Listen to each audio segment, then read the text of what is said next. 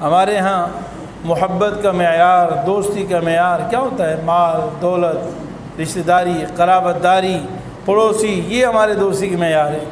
انبیاء علیہ السلام کے ہاں دوستی کا معیار کیا تھا؟ ایمان تھا۔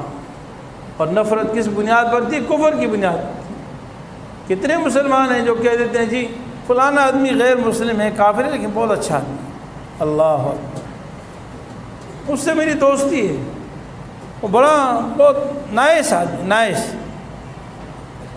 بڑا ہے، اس میں یہ خوبی اور یہ خوبی۔ کیا حضرت ابراہیم علیہ السلام کے زمانے میں ایسے نائس لوگ نہیں تھے کیا؟ سب کچھ تھے، ڈاکٹر بھی تھے، انجینئر بھی تھے، مال والے بھی تھے، عہدوں والے بھی تھے، سمجھدار بھی تھے، شعور والے بھی تھے، لیکن ان میں برائی کیا تھی؟ کفر تھی، شرک تھا۔ حضرت ابراہیم علیہ السلام فرما رہے ہیں ہمیں تم سے نفرت ہے، بیزاری ہے، بدا بیننا و بینکم العداوۃ والبغضاء ابدا حتی تؤمنوا باللہ وحدہ، جب تک تم اللہ پر ایمان نہیں لاتے ہمارے اور تمہارے درمیان سخت نفرت ہے، دشمنی ہے، بغض ہے، عداوت ہے۔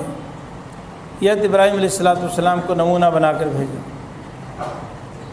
اسی طرح سیدنا محمد صلی اللہ علیہ وسلم کو آخری امت کے لیے رہبر اور رہنما اور نمونہ بنا کر صاحب کے یوٹیوب چینل کو سبسکرائب کیجئے اور ان کے تازہ بیانات کے ذریعے اپنی علمی، اصلاحی اور فکری آبیاری کرتے رہیے۔ جزاکم اللہ۔